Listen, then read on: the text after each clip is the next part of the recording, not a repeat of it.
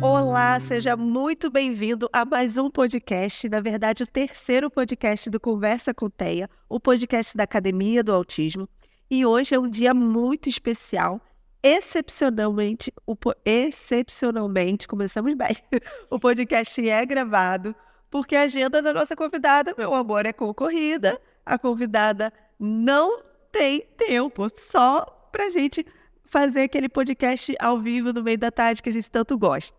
Mas fique tranquilo, se você tiver algum interesse, alguma pergunta, alguma dúvida, você pode colocar aqui embaixo, que a gente vai procurar responder, a gente vai enviar para ela e ela vai estar retornando a sua mensagem. Aproveita que você está aqui, se inscreve no canal, clica, compartilha, dá o seu like e divulga, porque é um assunto muito importante. A gente está fechando o mês da inclusão escolar, que é um tema que assim, eu não penso em outra pessoa. E agora eu vou falar como tiete que eu sou. Porque eu sou fã dela como profissional, eu sou fã dela como pessoa, e eu tô muito honrada de te ter aqui. Hoje a gente vai receber a Natália Belmonte, seja bem-vinda. Ela é professora da Academia do Autismo, e eu vou pedir para ela se apresentar, tá? Seja muito bem-vinda e pode se apresentar. Obrigada, Mai, pelo convite, né? A honra é toda nossa, Natália. Eu realmente fico muito feliz pela oportunidade e também por estar representando milhares de professores e educadores do Brasil, né? Ter esse espaço de fala aqui é muito importante. Falar de inclusão escolar e ter esse espaço de fala, de ter um professor falando sobre esse assunto, né? Isso é representatividade. Então, assim, eu me chamo Natália Belmonte, sou pedagoga, psicopedagoga, atuo, né, na área educacional há mais de 19 anos, na escola pública, então a gente está no chão da sala de aula, né? E assim, eu tenho muito amor pelo que eu faço, né? Então, assim, ter espaços como esse, a gente faz assim, dá um jeitinho na nossa agenda, né? E dá para ver que você é apaixonada pela inclusão. E assim, você viu toda a história acontecer, né? Você fez parte dessa história, né, do seu município.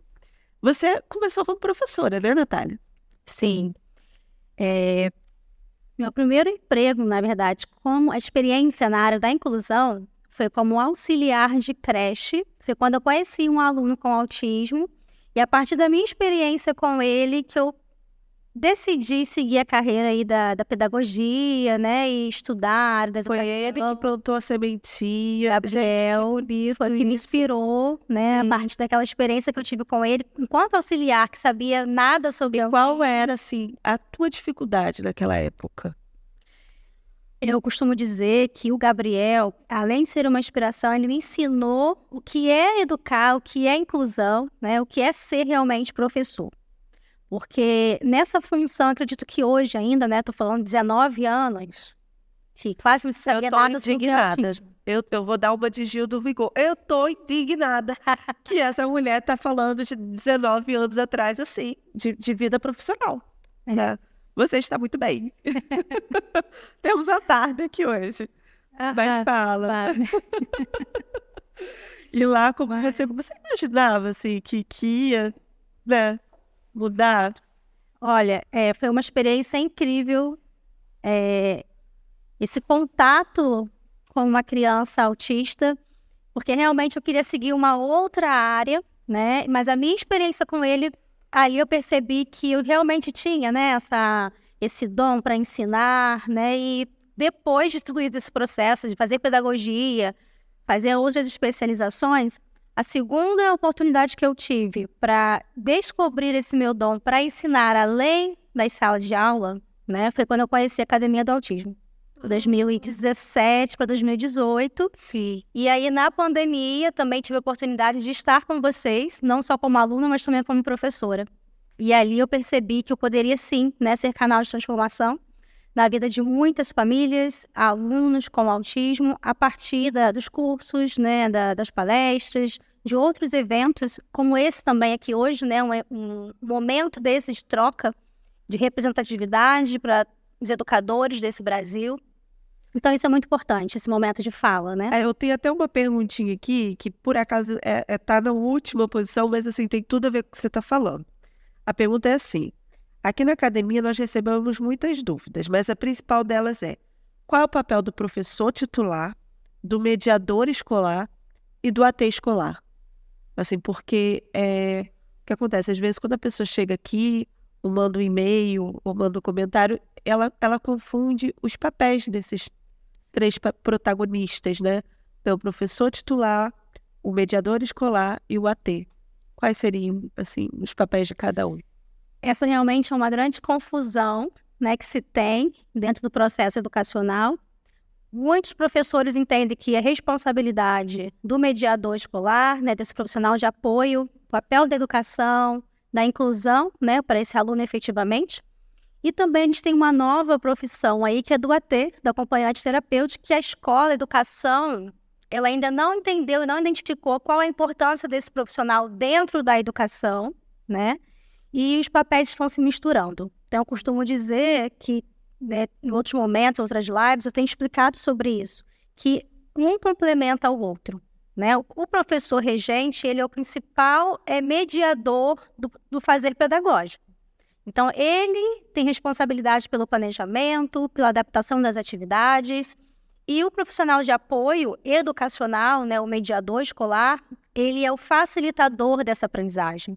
Então, eu costumo dizer que não adianta um excelente planejamento, o professor ele é um carro, um Porsche, por exemplo, mas o combustível, né, não adianta você ter um carrão com motor potente e andar 20 por hora numa pista. Então, você precisa desse mediador para te dar esse suporte, para que você possa ser combustível para facilitar a aprendizagem daquele aluno que necessita de algum suporte ali na sala de aula, né?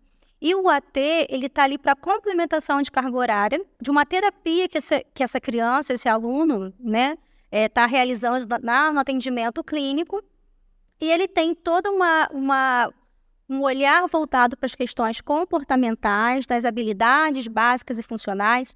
Mai, uma coisa que eu lembrei agora.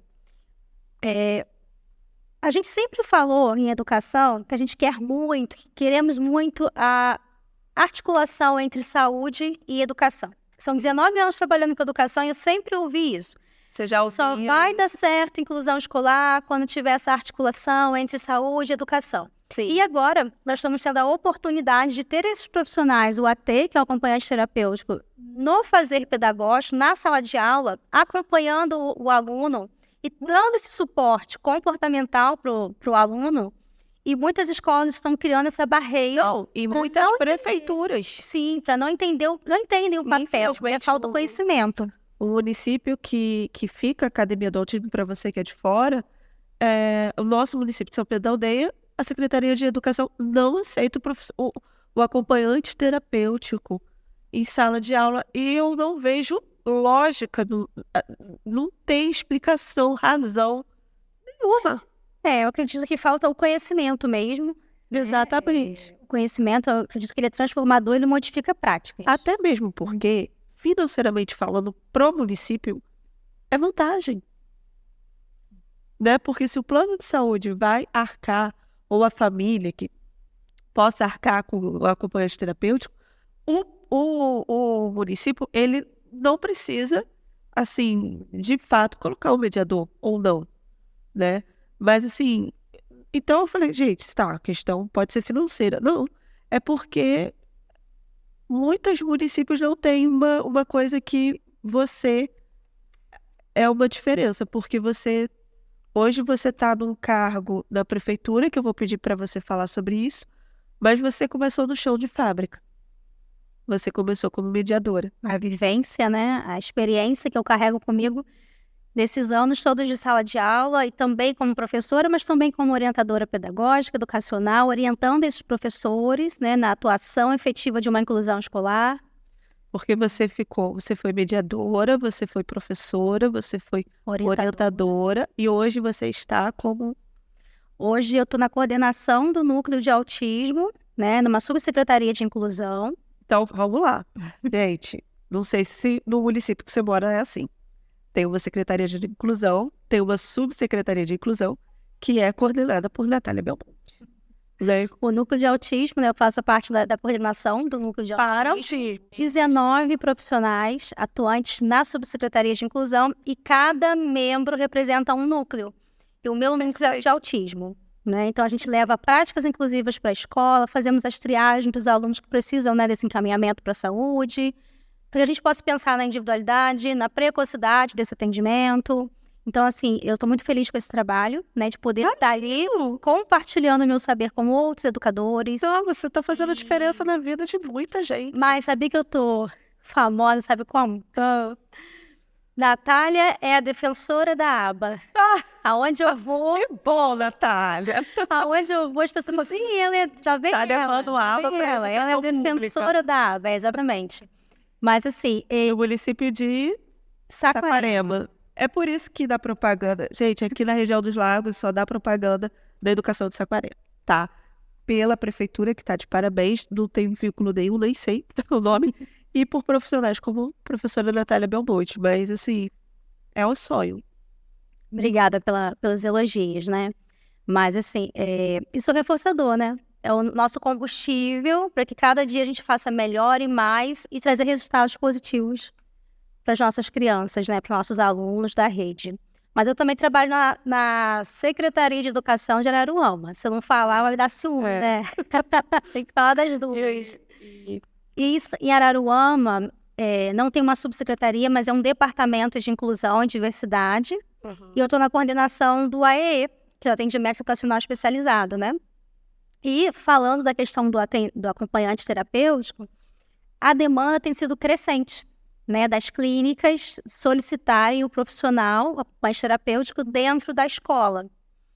E por um período, os municípios realmente estavam negando esse atendimento, né? Então, quando eu assumi a secretaria lá, né, essa função da coordenação em Araruama, então eu conversei com a minha equipe e mostrei para eles a necessidade desse profissional e que nós, enquanto educadores, não podemos negar um direito que é do aluno, Com certeza. né?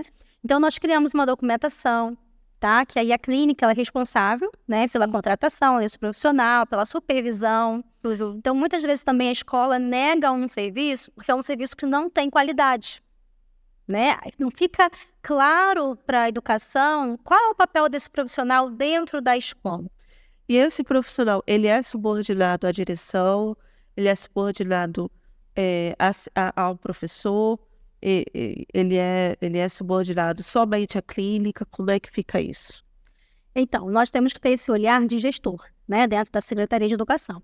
Então, nós criamos esse documento por quê? Porque é um profissional que é contratado pelo plano de saúde, né, pela clínica que a criança faz o atendimento, a intervenção, geralmente a intervenção ABA, né? Então, há necessidade dessa complementação de carga horária, quando a gente está falando de um aluno com muito suporte, que necessita de muito suporte. Sim. Então, geralmente o médico vai fazer indicação, né, do acompanhante terapêutico em casa, ou na escola, ou nas duas situações, né? Então, o caminho não é mais negar, é entender qual é a necessidade desse aluno, quais são as suas individualidades, e a nossa preocupação enquanto gestor é que profissional é esse que está chegando dentro de um ambiente escolar, que muitas vezes não tem a formação pedagógica, porque nós sabemos que o acompanhante terapêutico ele não precisa ter formação pedagógica, ele precisa ter o conhecimento de base dentro da ciência da análise do comportamento, né? Ele não precisa ser um professor ou, né, ter algum conhecimento pedagógico. Então, quem é esse profissional que está adentrando a sala de aula? Qual é a formação dele? O que ele vai fazer ali? Qual é o manejo, né, a mediação que ele vai realizar com aquele aluno? Então, a gente entende que isso também é muito preocupante. Ah, sim. Né? Então, esse documento, ele norteia as atribuições e a função desse profissional dentro da unidade. O que ele pode fazer, o que ele não pode fazer dentro da escola. Ele recebe Fica claro fica claro que ele é um profissional contratado pela clínica e todo o suporte das atribuições, da função dele ali dentro é sobre a supervisão da clínica que contratou esse profissional, tá? Sim. Mas ele tem ali as diretrizes, as normativas, né? Nós criamos uma normativa onde diz o que é vedado, o que ele pode, o que ele não pode fazer dentro do ambiente escolar para não confundir exatamente as funções. Porque ele não é um mediador pedagógico e o mediador pedagógico não é acompanhante terapêutico. né? Porque a gente sabe que hoje a ciência aba está adentrando aí as salas de aula. Isso é muito bom a gente ter aba dentro das escolas. Mas aí a gente não tem isso de uma forma muito ampla. Então, o mediador, ele pode ter o conhecimento da aba, como ele também não pode ter, né? Não é uma regra. E o AT pode também ter o pedagógico, mas também como não pode ter. Então, assim, a gente precisa entender qual é o espaço de fala e de atuação de cada profissional desse, tá? Então, o que é mais importante? Vem a solicitação da clínica para o acompanhante terapêutico. Não é vedado, mas a gente precisa do plano de intervenção. Sim.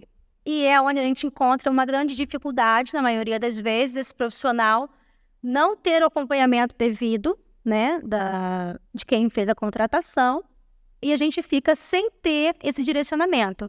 Esse AT vai fazer o que na escola? Porque ele não pode ser o mediador.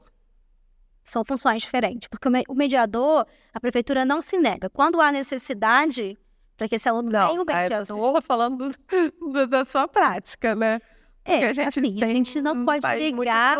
Não, sim. Quando há necessidade. Porque a realidade, a realidade, né, comum, que eu acredito que seja de todos os municípios, é uma exigência, muitas vezes, quando não há necessidade desse profissional.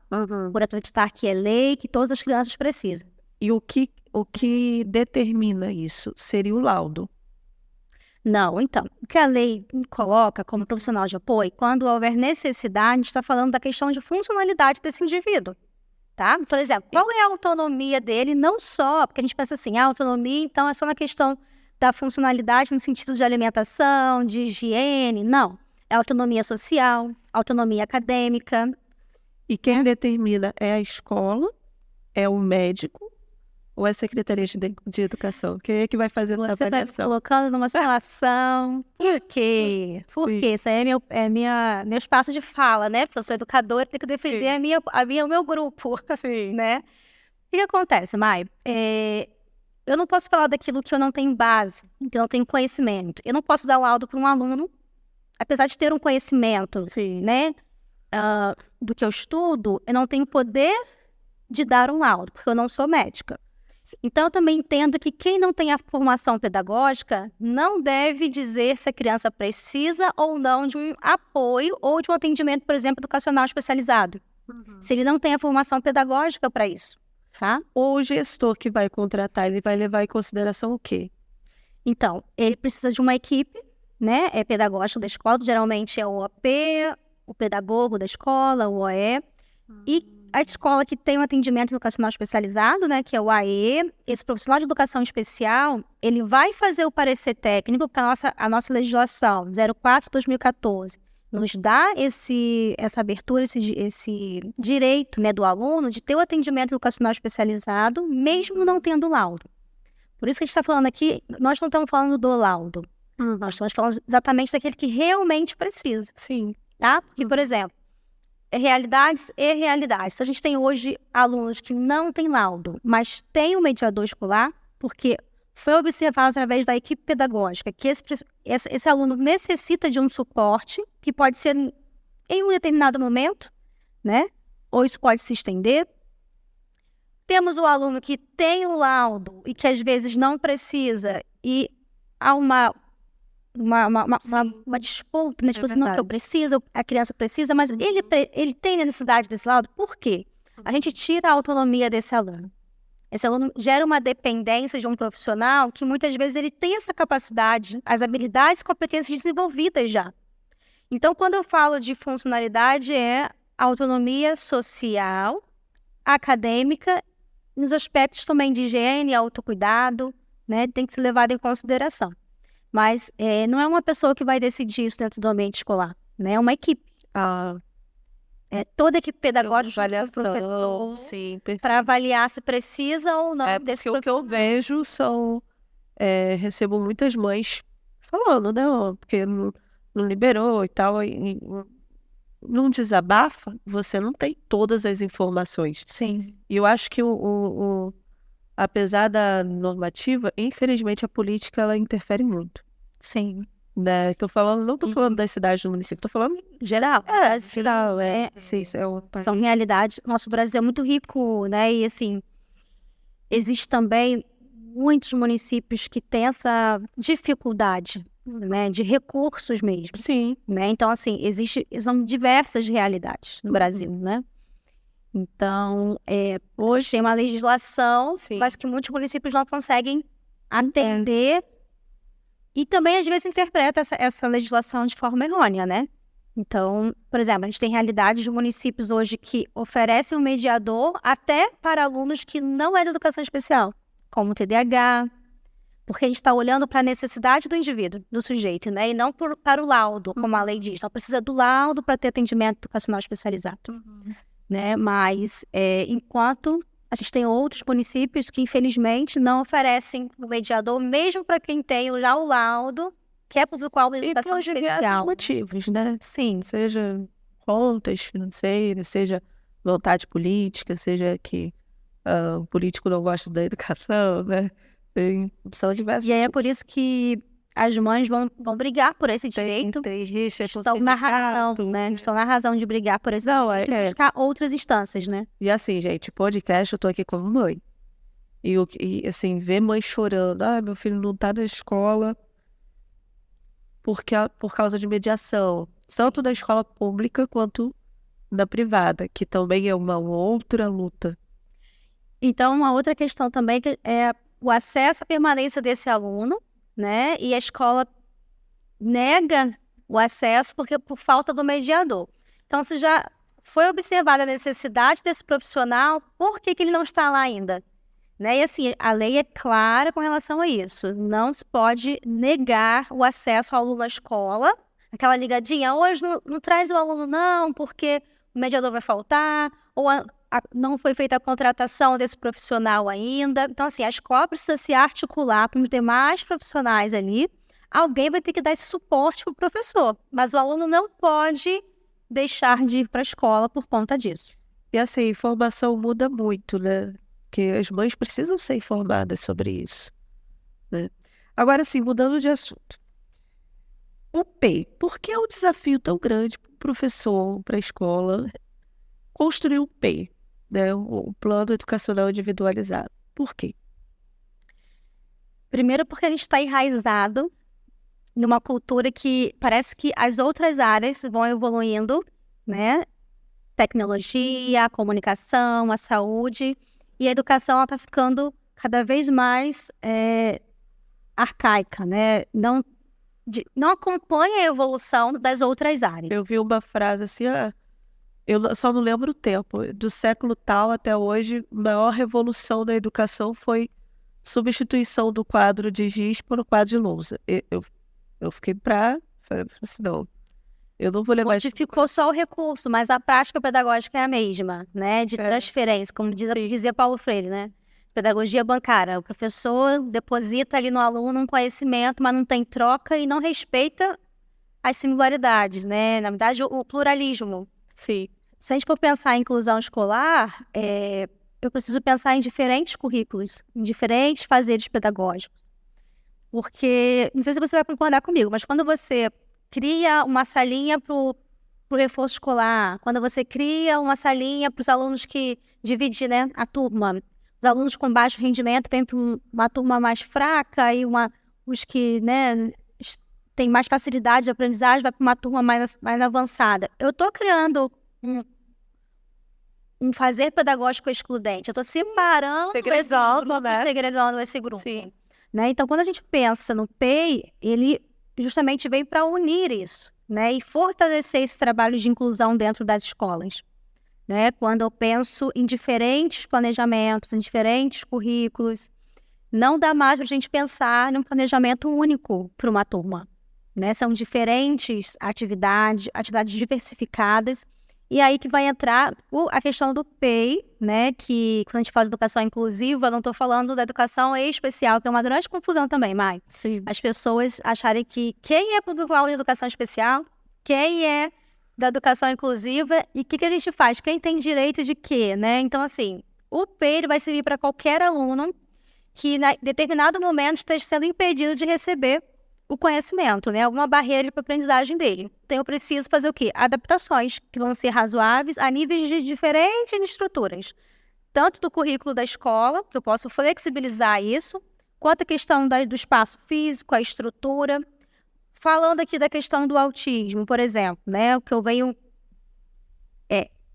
enriquecendo, né, o meu espaço de trabalho, fortalecendo essa ideia de que as escolas, acredito que a longo prazo, nós vamos ter um espaço dentro da escola para acomodação sensorial, né, para um espaço multissensorial, para que a gente possa trabalhar essa autorregulação. Receba essa profecia. Amém. Nós já começamos esse projeto lá em Saquarema, numa escola piloto. Vou ter que mudar de cidade.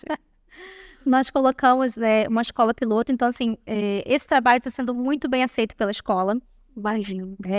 De ter mesmo nas salas de aula. Ativa o professor. Ter no espaço da sala os materiais sensoriais, a caixa sensorial, para trabalhar a questão de busca sensorial. Então, o menino que precisa de uma busca sensorial, ele pode fazer isso sentado na sua cadeira, porque ele recebe os materiais ali entre uma atividade e outra. A gente vai intercalando as atividades, né? Sim. E aí o menino ele vai evitar de ficar se levantando toda hora, de ficar muitas vezes fazendo busca sensorial pela sala de aula, que é muito comum a gente ver isso, né? Os comportamentos interferentes na sala de aula e que o professor não sabe lidar com esses comportamentos interferentes, né?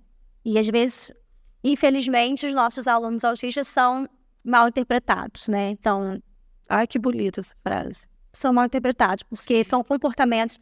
Falta um canal de comunicação ali entre o aluno autista e o professor, o mediador, e muitas vezes a criança usa esses comportamentos interferentes como forma de comunicação, né? Porque ele não está conseguindo esse canal de comunicação entre os profissionais ali, né? E são mal interpretados, porque o aluno autista, ele não está no critério diagnóstico, né? A questão da agressividade, não está.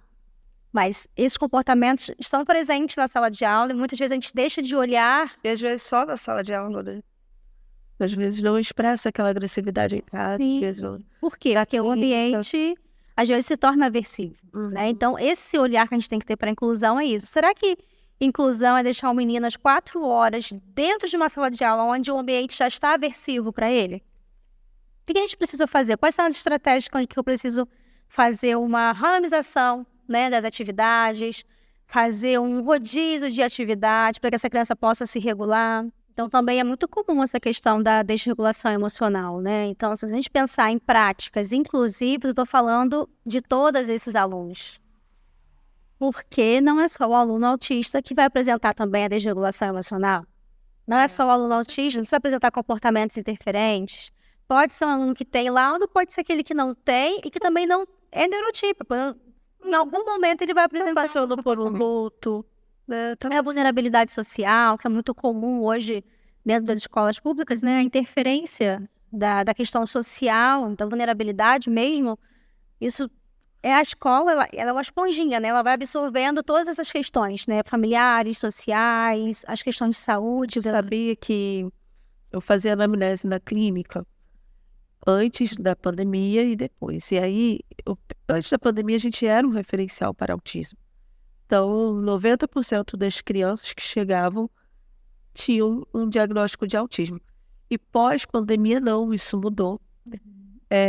Começaram a chegar uma demanda assim, maior de crianças com sintomas de ansiedade, neurotípicas, mas com transtorno alimentar, com enlutadas, né? Então, assim, é um cuidar, né, de todos, né?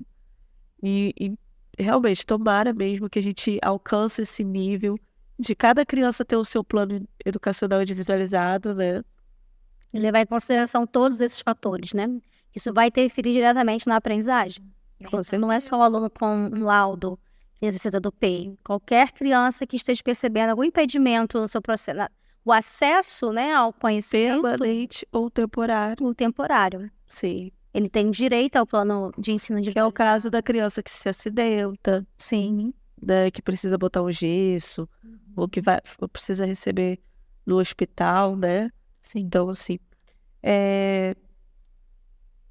qual o maior entrave hoje, assim, para um professor? Você viveu toda essa experiência. Então, qual é a maior dificuldade que você vê dos mediadores, a maior dificuldade que você vê dos professores em incluir? Eu penso que, eu costumo dizer que a inclusão não acontece só para o aluno, mas também para os profissionais da escola, né? A gente também tem que ter esse cuidado, esse olhar atento e essa escuta ativa também para o profissional que está ali. Quem é esse professor que muito provavelmente não recebeu na sua formação esse conhecimento sobre como incluir? Porque não é olhar para o aluno, identificar o que ele sabe e o que ele não sabe, mas como que eu vou alcançar a aprendizagem desse aluno? Né? A cereja do bolo, acho que hoje é isso. Qual é a estratégia que eu vou utilizar para me conectar com o meu aluno, para potencializar a aprendizagem dele? Então, acho que o que falta não é o querer, é o como que eu vou fazer. Você acha que seria investimento em capacitação, em formação ou alguma outra coisa? Investimento em capacitação de qualidade, né? Porque quando a gente fala de formação para educação inclusiva, educação especial, parece que fica muito enraizado nas questões de cultura, histórica, sobre inclusão escolar, mas a prática mesmo, Vamos, dia a vamos, dia. vamos aprender o que é aba, vamos aprender Mas assim, como que eu reforçador. vou fazer isso dentro da sala de aula? Né? Aham, A prática mesmo. sim. Porque a teoria é tudo muito lindo e maravilhoso, né? Falar sobre inclusão, a gente tem vários 1945. pensadores, mas o professor que está no chão da sala de aula, ele é imediatista, material, né? Ele precisa resolver uma problemática, um problema que é agora, né? Então, assim, qual é a solução para aquele problema? Né? Qual é a prática que eu vou usar ali?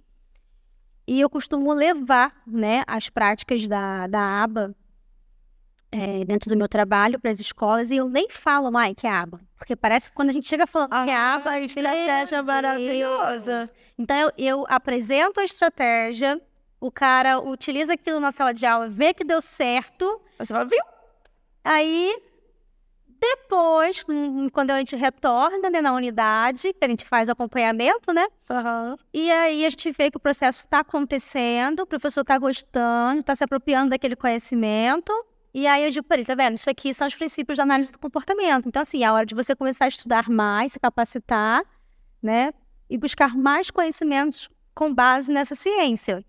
E, assim, tem surtido um efeito bem positivo, porque o professor, ele também tem medo. Quando você fala assim uma coisa nova que ele não conhece, né? Que o desconhecido causa um certo impacto, um bloqueio. Sim. Então ele pensa assim, nossa, mais uma coisa para eu fazer, eu vou ter que agora desconstruir tudo que eu já aprendi para poder aprender uma coisa nova. E não é isso, né? É você complementar as práticas, você fortalecer a sua prática pedagógica com uma ciência que te dá recursos, né, para isso. Você fala, vem assim vários flashes assim de todas as situações que eu já passei. Uma vez eu fui falar com uma professora e eu tô aqui como mãe. E eu entreguei o Guilherme, eu falei assim, olha, se você quiser a gente conversa, eu te explico alguma coisa. Ela, não, são 20 anos de sala de aula. Ele está em boas mãos.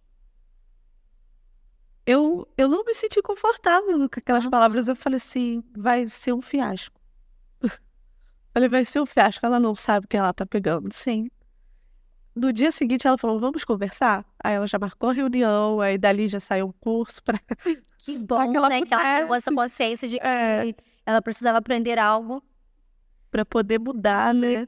E não é a inclusão, o ponto estratégico inicial eu sei que nada sei, porque cada criança é uma criança. Eu preciso conhecer o meu aluno, conhecer as suas individualidades, a sua história de vida, né? Para que eu possa entender como que é o funcionamento dessa criança, qual é o nível, né, o estilo de aprendizagem dela, para que eu possa pensar em estratégias para ela. Exatamente. Então, esse papo de que eu trabalho 20, 30 anos de educação, o cara pode trabalhar 30 anos fazendo 30 anos de coisa errada, né? Então, assim, isso não justifica a quantidade de anos que ele está atuando se ele não faz um bom trabalho, né?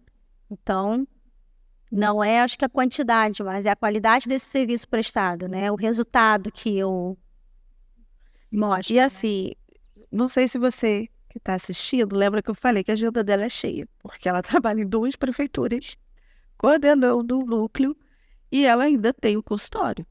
Você é psicopedagoga, institucional e clínica, né? Sim.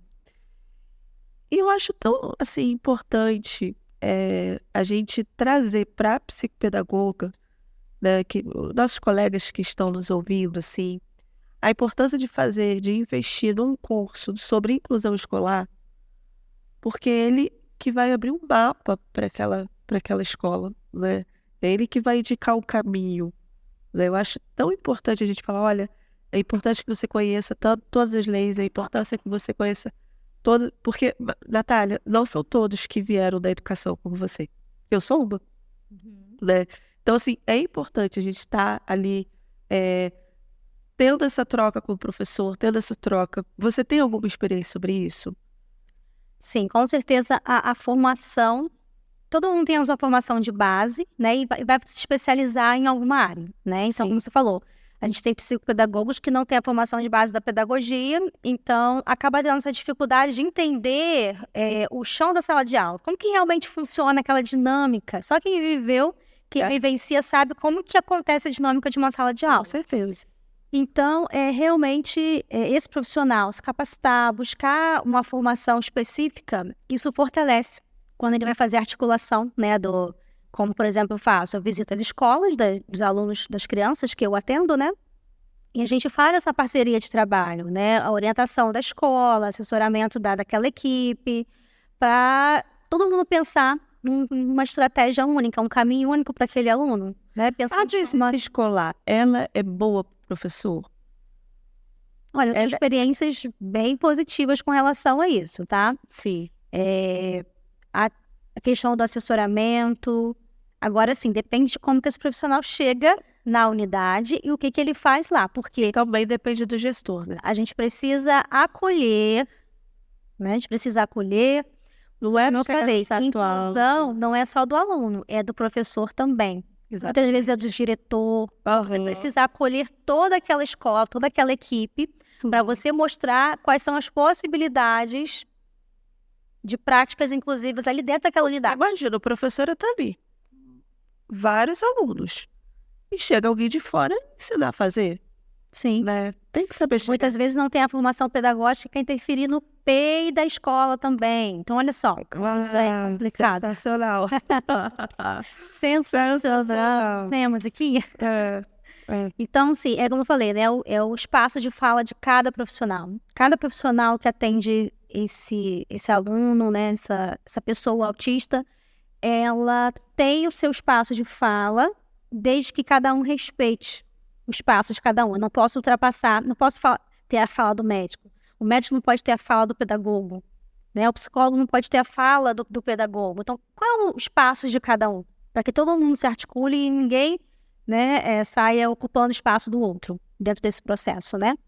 Mas a formação realmente, a capacitação é o pontapé inicial, né? E o acolhimento dessa escola, da família também, né? Então, assim, eu tenho resultados muito positivos com relação a isso, né? Eu não atendo só a criança. Tem esse assessoramento, né?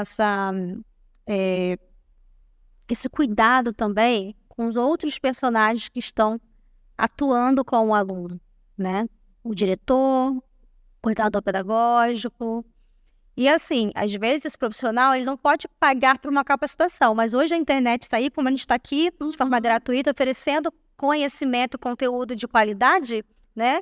Então a gente também, o que eu faço isso, eu saio mandando para todo mundo, né? Link das lives da academia, do autismo, podcast, isso aqui, por quê? Para fortalecer esse trabalho, né? Para que esse profissional depois possa se capacitar cada vez mais, né? E a mãe que hoje está nos ouvindo, o que a gente pode esperar da inclusão? A pessoa, casos que eu já vi,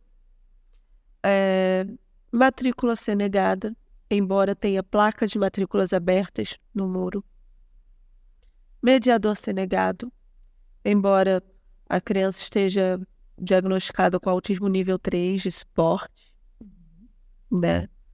Então, assim, qual é o caminho que ela deve percorrer? É a Secretaria de Educação? É a polícia? É o psicólogo? Qual é o caminho que ela deve...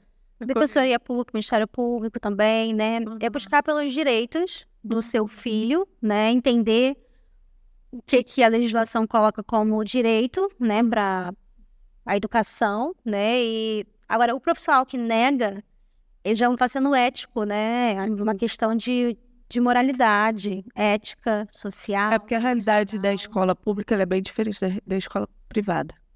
Sim. Da escola privada ela é um pouco mais franca, né? Porque não são todas existem bons e maus profissionais em qualquer área de atuação. E existe preconceito em qualquer área. Existe preconceito entre pais de autistas. Não, meu filho é mais autista do que... Ou o filho dele é mais autista do que... Mais autista do que o meu filho, ou tem mais comprometimento com o meu filho. Não pode andar com meu filho. Então, assim, preconceito é uma coisa que eu acho que a gente fala, a gente luta, a gente mostra, mas é uma experiência individual para poder que a pessoa mude, sabe? É um capacitismo disfarçado. Não, Preconceito disfarçado, camuflado. como que é a aceitação dos pais das crianças neurotípicas mediante essa inclusão? Como é que você tem... Também é um desafio, né? É um desafio porque eu também acho que falta esse conhecimento. E é o que eu sempre falo, a inclusão ela acontece no chão da sala de aula, na escola. Então eu preciso falar de inclusão para o pequititinho lá da creche, para as crianças que estão ali, para que eles possam crescer já com esse pensamento de inclusão. O que é incluir? Né? Então, assim, não existe o diferente. Para criança, todo mundo... Todo mundo é. Todo mundo ali. Vamos falar de empatia, né? Então, assim, e aí, esse responsável que não cresceu com essa formação, né? Sim. Que é uma construção formativa ao longo do processo, esse sujeito, ele não teve isso. A gente está falando sobre os professores. E assim, eu encontrei a professora do Fernando de quando ele tinha 3 anos. O Fernando tem 8 hoje. E ela foi falando assim, hoje eu tô na área da saúde e tal, mas eu lembro com muito carinho do Fernando. E eu falei assim, qual foi o desafio que você teve? Porque eu já tava pensando aqui no podcast, ela não sabe, né? Eu falei assim, mas qual foi? Eu entrevistei ela ali. Eu falei, mas qual foi o desafio que você viu? E ela falou assim, Mara, eu não sabia o que fazer. Eu queria fazer, mas eu não sabia o que era pra fazer. Entendeu? Isso 5 anos atrás. Sim. Né?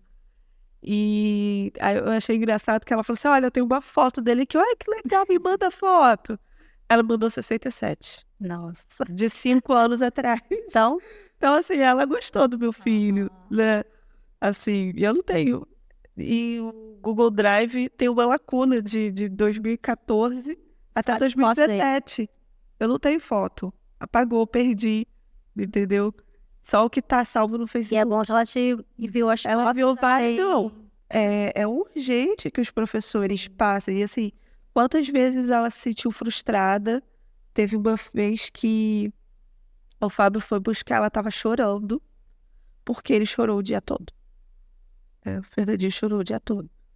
Então ela se sentia frustrada, ela se sentia incapaz. As fotos. Ele pequititinho. É ele, olha. E esse material aqui, fui eu que criava. Foi aí que surgiu o Dicas da Bai. Porque eu vi assim que ele estava na escola e eu não era, eu era assistente social. Entendeu? Eu ainda sou, né?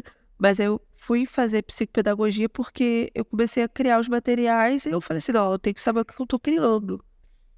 E essa é a realidade de muitos pais, né? Olha, esse material eu tenho até hoje.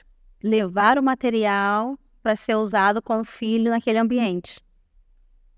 E a gente ainda tem escolas que não fazem e ainda negam o material, né? Então, assim, é o que você falou. O desafio, eu acho que é esse. Do como fazer, qual é o caminho, né? Qual é o percurso que eu preciso seguir. Já que vai lá, vou mandar um beijo pra Andressa, tá? Você foi um presente da minha vida, tá? E assim, hoje ela tá na área da saúde e eu vi assim, eu comecei com Dicas da Mai por conta de ver que não tinha. E na primeira visita institucional dos terapeutas na escola dos Fernandos, eles olharam os materiais. Natália, eu olho esses materiais hoje, eu tenho até hoje. Eu tenho vergonha. Por quê? Porque eu ainda estava presa na plastificadora. né? Que isso acontece até hoje, gente. A gente acha que material para inclusão é plastificar e velcro. Pelo amor de Deus. Por favor, pode falar sobre isso? Eu sempre falo que o material adaptado, quer dizer, o material estruturado, ele deve ter estrutura para o aluno específico, né? Então, adaptação não é como você falou, plastificar e colar um véu, porque às vezes não tem estrutura nenhuma para aquela criança, né? Para aquele A criança pode ter uma hipotonia, a criança pode ter uma aversão àquela, né? A gente tem muitos material. professores, o louco do PDF, né? A louca do PDF, que sai pegando PDF de tudo quanto é tipo. Aham. PDF do autismo, o celular fica carregado de material que Também não dá para julgar, não usa, porque e quando fica como usa, banco de não tem a pesquisa. funcionalidade ali, não tem o resultado, né, esperado, porque não é pensado na estrutura que aquela criança precisa. Eu vejo, às vezes, um temor de dar um passo à frente. Sabe, assim, até a criança conseguiu parear cores, né? Tá conseguindo parear figura e objeto, né? Vamos parear sílabas, vamos começar a parear vogais, na verdade, depois vamos parear encontros vocálicos, vamos parear sílabas.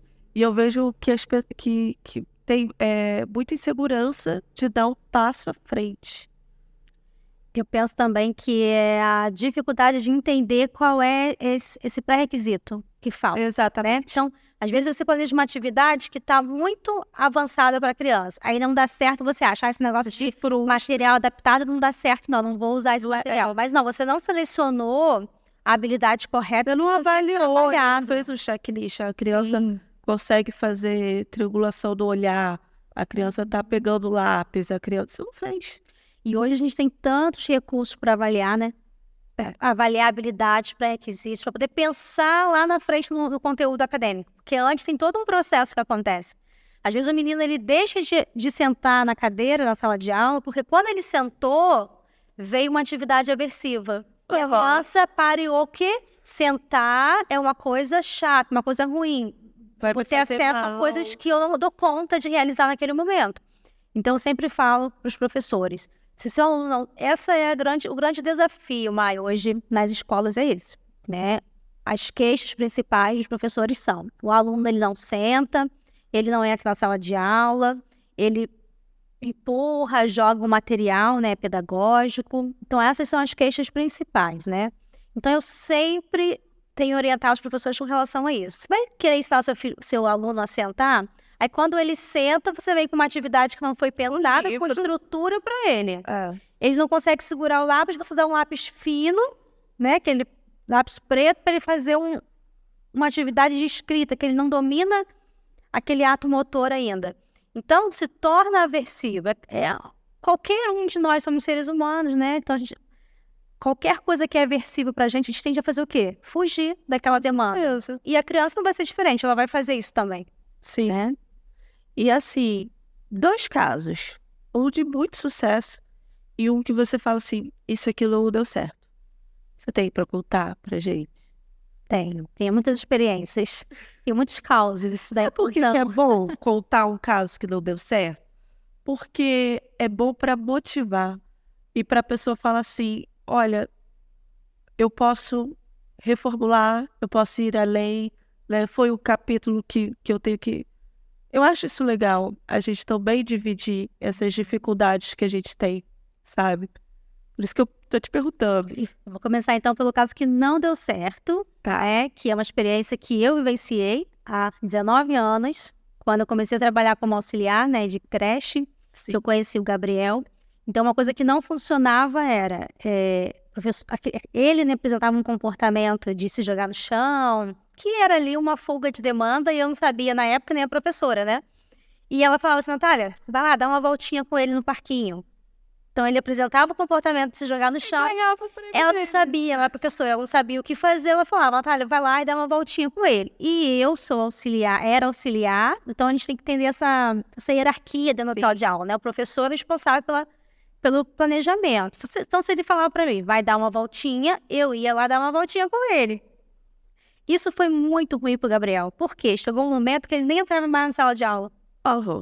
Ele chegava na creche, ele já queria ir direto pro parquinho.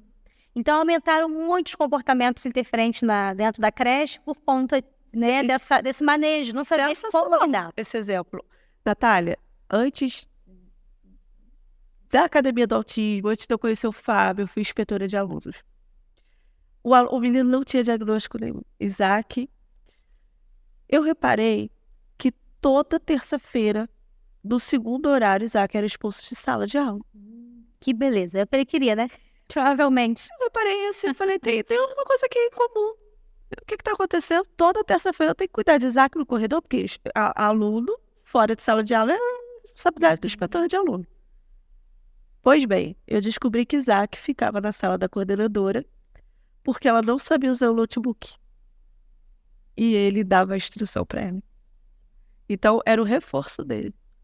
E ele sabia que naquele dia, naquele horário, ela estaria com aquele tempo livre no notebook e que ele poderia fazer aquilo ali. Então, assim, como é importante a gente ter esse conhecimento sobre comportamentos. Sim, é isso que eu falo aos professores. Não adianta se prender a papel, a laudo, a CID. Não importa qual é o CID que essa criança tenha. Então, olha para os comportamentos desse aluno para você identificar qual é o manejo adequado naquele ambiente, né?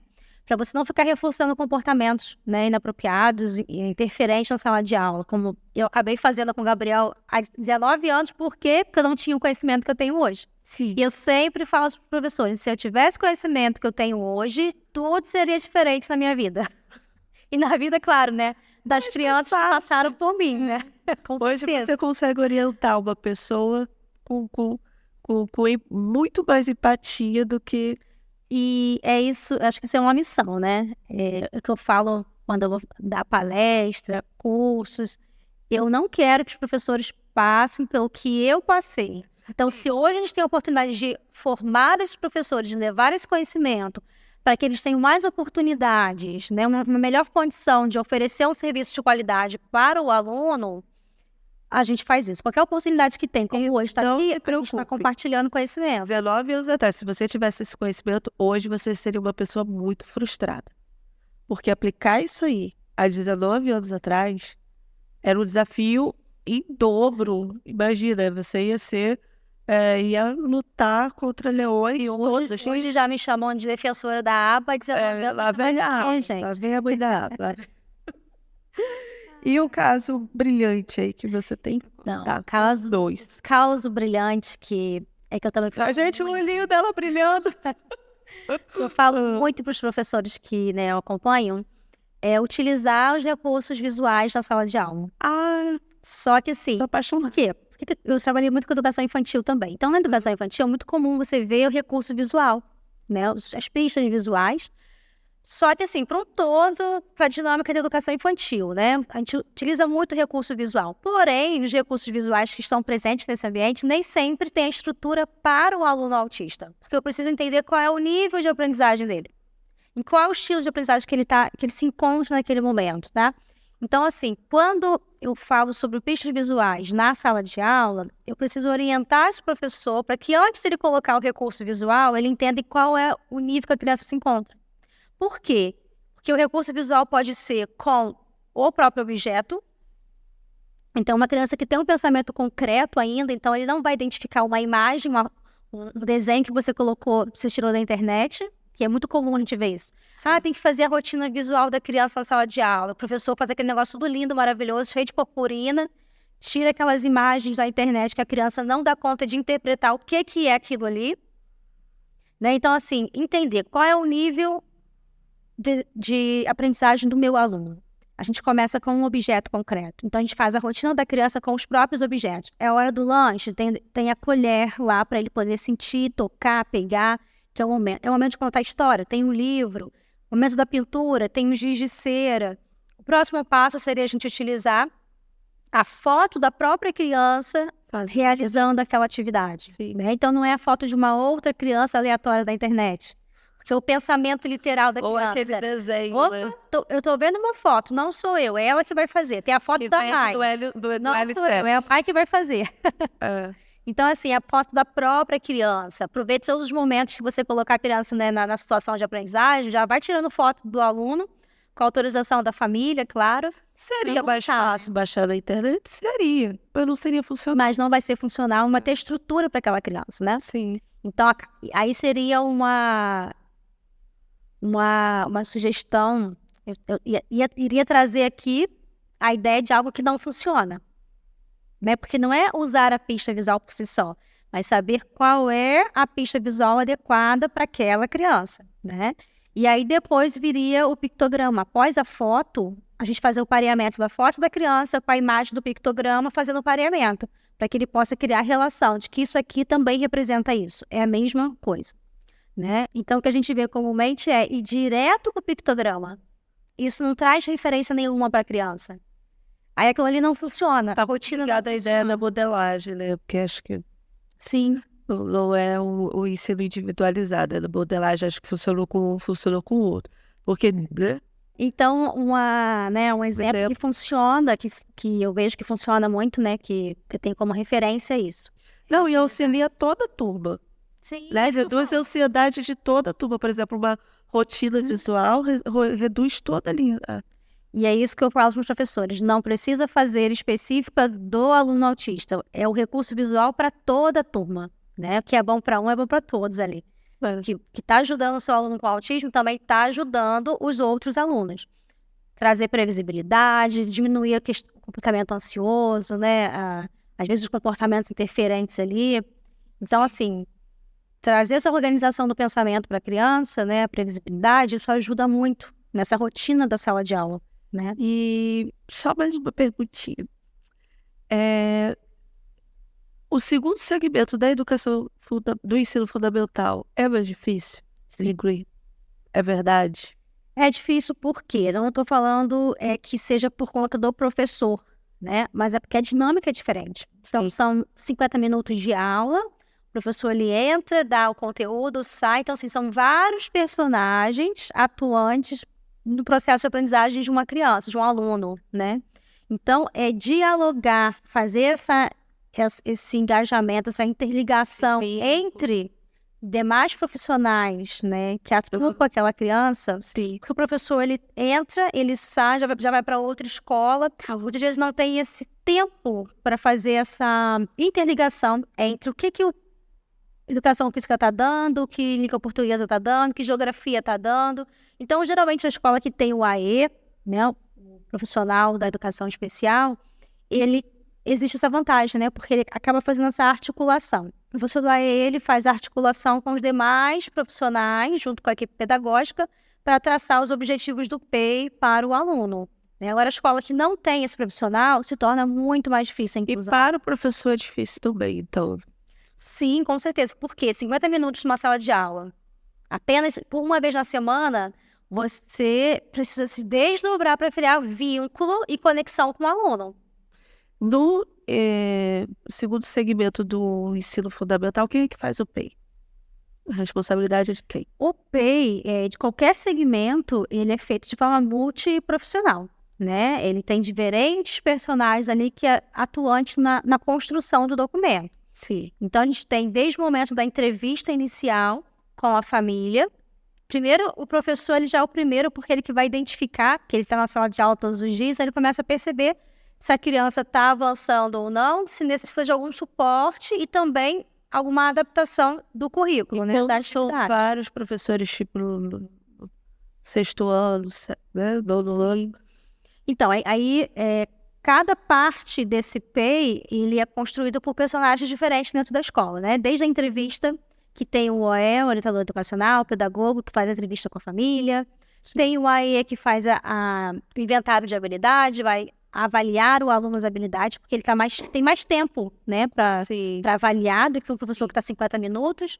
O professor vai avaliar a questão acadêmica, né, do seu conteúdo, porque ele tem a expertise da geografia, porque ele é formado naquilo ali, que o AE não tem, que o pedagogo não tem. Então, cada um na sua área, fazendo essa avaliação de base para saber o que essa criança precisa aprender, que nível que ela se encontra.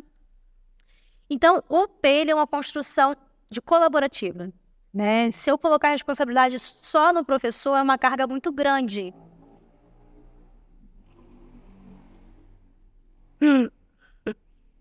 Se eu colocar... É lá, meu passarinho. Acho que é lá da moto, né? Tá. Se eu colocar essa responsabilidade só no professor, é uma carga muito grande. E ele não vai dar conta e muitas vezes vai acontecer o quê? não vai acontecer. Ou então vai acontecer, sabe como? Adorei. Vai acontecer o quê? Não vai acontecer. Ou então vai acontecer, sabe o quê? Não. Um PEI fictício, Ai, copia e lindo, cola. maravilhoso, Não, engavetado. isso não acontece. Engavetado. Não, isso Ah, porque vira burocrático. Eu tenho que entregar. Esse nome de Jesus. Porque eu tenho que entregar. Mas não houve um pensamento, uma construção. É, uma crítica, Por que desse documento e para que ele serve? Acaba virando um documento burocrático que eu tenho que apresentar, que eu tenho que guardar, e não é essa a função, né, do documento. Eu já vi, eu participo de muitos grupos de materiais, eu já vi PEI, nono ano, PEI, e copia e cola, e só troca o enunciado, o nome, o endereço. É uma triste realidade. Acho que assim, servir como uma fonte de pesquisa, ok. Servir como modelo, ok. Mas sem imprimir. E a pessoa que se sujeita a isso é o cara que está desesperado, porque ele precisa cumprir com uma demanda pedagógica, né, que vira o burocrático da escola. Foge das instâncias aí social, moral, da ética profissional, vai o burocrático mesmo, porque eu tenho prazo para entregar um documento, mas eu não sei nem como faz. E não gostaria de estar fazendo. Exatamente. Então, assim, quando a gente tem uma pedagogia que ela é colaborativa, com diferentes personagens, diferentes profissionais atuantes na construção de um documento, que a gente entender que o aluno ele é da escola, ele não é do professor, né? Ele é da escola. Então, são diferentes profissionais atuantes nesse processo. A construção do PEI de forma colaborativa. E assim, a gente pode dizer que aconteceu uma efetiva inclusão escolar quando? Quando a gente consegue acessar e dar ao aluno todas as necessidades que ele está apresentando naquele momento para a gente, né? Como eu falei, pode ser o aluno que tem laudo, pode ser o aluno que não tem laudo, mas se a gente percebeu a necessidade de qualquer tipo de adaptação para eliminar qualquer tipo de barreira, para que ele tenha acesso ao conhecimento, a escola precisa fazer isso, a gente vai estar sendo efetivo no nosso papel de inclusão. Perfeito. Perfeito, gente. Bota aí papel de palmas, barulho de palmas, porque é sobre isso o Brasil e é isso, em ponto. Natália, nós vamos encerrar esse podcast. Primeiro eu quero agradecer que ouviu até agora. Se você está ouvindo é porque você está se preocupando, né? Você que está aí, está se preocupando com alguém, né? Ou você está buscando informação. Então você fique à vontade para comentar aqui, colocar sua dúvida, colocar suas críticas, sua sugestão, sua reflexão e sua experiência, né? Como é que está sendo a sua realidade? Né? Eu tenho certeza que você não chegou aqui por acaso, de repente você botou podcast, inclusão em escolar e autismo, ou apenas inclusão escolar. Então, eu sei que isso é um assunto desafiador, é um assunto que nunca sai de moda, né? É um assunto que a gente precisa falar, e às vezes a gente está na nossa bolha e a gente olha, avançamos e tal, e quando a gente olha para o lado, dá vontade de chorar, porque é um país muito desigual, né? E a gente falou aqui sobre os instrumentos de avaliação. Eu queria te presentear com o manual do inventário Portage, que é um Gente, isso é mais que um presente. Nossa, isso aí a gente precisa ter na nossa cabeceira, assim, sabe? A cama, porque isso aí é um material muito rico. Ela é uma edição especial, se você quiser ter também aí para enriquecer sua prática, tá aqui embaixo o link, tá? Por acaso tem uma família bonita, sabe? Uma família bem bonita, tá? E aí eu vou te entregar esse presente. Muito obrigada. Que eu sei que tá em boas mãos. Isso com certeza vai ser muito utilizado, né? A gente falou aqui sobre a questão do inventário de habilidades, é isso aqui que a gente está falando, né? Avaliar o repertório do nosso aluno e entender o que ele precisa e que nível que ele se encontra. Se não tiver um material estruturado para avaliar essa linha de base da criança, a gente não tem caminho. É igual Alice no País das Maravilhas, né? Para onde você quer ir? Eu não sei. Se você não sabe o caminho, qualquer um serve. Então, isso aqui é um guia, um suporte para a gente poder avaliar o nosso aluno. Sim, perfeito. E assim, eu trouxe um presente para você trabalhar também na sua clínica, no seu espaço terapêutico, que é o Fofinho, é a coleção Fofinho, escrita por Márcia Coelho. Sim, a mãe do Fábio Coelho. É a vovó da Academia do Autismo, né? E a gente tem aqui 4 exemplares: Fofinho Coelhinho Ansioso, Fofinho sentindo o que o outro sente. Deixa eu mostrar aqui, um de cada vez. Fofinho com o olhinho ansioso. Fofinho sentindo o que o outro sente, que é trabalhando empatia com crianças. Fofinho, uau, que medo. A gente trabalhar emoções com a criança, né? E aqui, fofinho, a raiva vai à festa. E, gente, as crianças amam esse livro. No final, sempre tem uma atividade. Por exemplo, aqui tem o quebra-cabeça, tem uma parte para a criança pintar. E é uma ferramenta para trabalhar emoções, né? Para trabalhar leitura e várias outras coisas. Obrigada, Aqui é um Laís. presentinho pra Isso você. é inclusão, né, pessoal? Isso aqui, a gente vai trabalhar com qualquer criança, né? Não estamos falando de diagnóstico, né? Trabalhar as emoções hoje, inteligência socioemocional. Meu Deus. Como que é importante a gente falar sobre isso hoje, né? Como você colocou no início, pós-pandemia, e as crianças estão tão fragilizadas emocionalmente, né? Ilhas fragilizadas, né? E aí As os pais famílias não conseguem... que fragilizaram as crianças, né? E a gente precisa buscar os professores fragilizados também. E é uma sociedade fragilizada, né? Aham. E aí é o caos, é a receita do caos, né? Verdade. E se você quiser também ter esse instrumento, o link tá aqui embaixo, tá? Eu tenho certeza que a sua criança vai adorar. E dá para trabalhar em sala de aula, enfim, é um material muito bonitinho, tá muito bonitinho, Lindo. fofinho. Gente, eu sou suspeita para falar. Super ilustrado, né, gente? Que Vai. linda. Se eu não falar, quem é que vai? Então, eu vou falar sim, e ponto final, tá? Natália, é uma honra, tá? Assim, eu sei que o dia é muito corrido, as demandas são enormes, você é disputadíssima, você é muito elogiada, assim, eu recebo muitos estagiários que vêm na academia, e as pessoas sempre falam você, da professora Natália. Eu sou sua fã. O Fábio já te falou e agora eu tô falando pessoalmente. E assim, você é muito bonita também pessoalmente, tá? Você é uma pessoa chique, uma professora... Eu sou muito bonita e disputada inteligente. porque eu sou professora, gente. Professora não tem tempo pra nada. Não, psicólogo também. É só pra não falar que é psicólogo, que a pessoa abre ali o baú do coração e ele nunca mais sai do evento. É assim. Então, assim, e que bom ter você fazendo a diferença, sabe? Eu tenho certeza que a população de Saquarema e de Iguaba está em boas mãos. Essas famílias estão em boas mãos. Eu tô indo mudar pra lá segunda-feira. Não. Eu queria, mas... E saquaremense agora? Moraruamense? Não, tá bombando a educação de Saquarema. E que, assim, continue fazendo esse excelente trabalho que você está fazendo, essa diferença com excelência, né? Você conhece muito, você sabe muito. Cada vez que eu vejo um material teu, eu aprendo, né? Tanto live, quanto vídeo, quanto aula de curso. E, assim, é maravilhoso te ter na nossa equipe e ter você. Eu fico até assim emocionada, né? Porque eu sou aluna da Academia do Autismo, né, gente? Então, assim, antes de ser professora, eu já era aluna da academia. E a Academia do Autismo abriu portas para que eu pudesse hoje ser essa referência aí na inclusão escolar, né? Falar de autismo. Graças ao todo o conhecimento adquirido aqui também na Academia do Autismo, né? E ter essa parceria com vocês, isso é muito importante. E a né? casa é sua. É uma grande família aqui, gente. A casa é A gente sua. se sente tão acolhido aqui, que assim, é uma honra sempre estar, né? Receber o convite para estar conversando com vocês, né? Sobre autismo, sobre inclusão escolar. Eu fico muito feliz e honrada por essa oportunidade. Volte sempre, a casa é sua, você manda aqui, tá? E é isso. E é isso, pessoal. Eu espero que você tenha gostado. Hoje foi um dia excepcionalmente gravado, mas geralmente é ao vivo, tá? E a gente vai colocar aí a programação. A gente está fechando o mês da inclusão e, na verdade, a gente está fechando um tema, né? Mas esse é uma vida de que quem ama, quem acredita, não desiste, não deixa de lutar.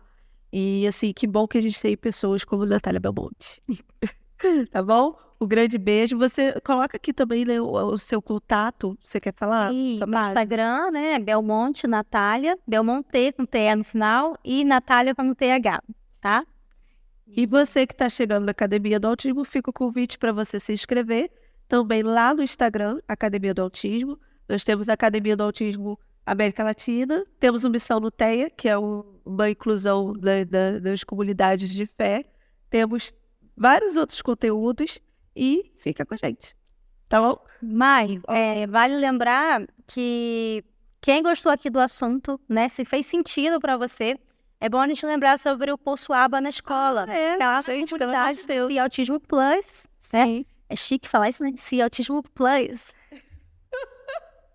O Poço Aba na escola já está liberado lá para os assinantes. Você que ainda não conhece, nosso convite, né, para conhecer a plataforma de estudos da Academia do Autismo. Você vai abrir lá, tem a Natália linda, belíssima, numa arte maravilhosa. E assim, muito conteúdo, porque não cabe no podcast, não cabe muito menos no vídeo do TikTok. Por favor, procure informação de fontes confiáveis, de pesquisa, de ciência, de coisa comprovada, sabe? Isso é importante. É um mundo de conhecimento lá, gente. Vale muito a pena você ser assinante, conhecer essa comunidade, a plataforma, né, de estudos, que é muito rica mesmo de muitos conhecimentos. Vale a pena. A gente está aqui para ajudar e fazer crescer esse movimento da inclusão no Brasil. Um grande beijo e até a próxima. Tchau. Tchau, tchau, pessoal.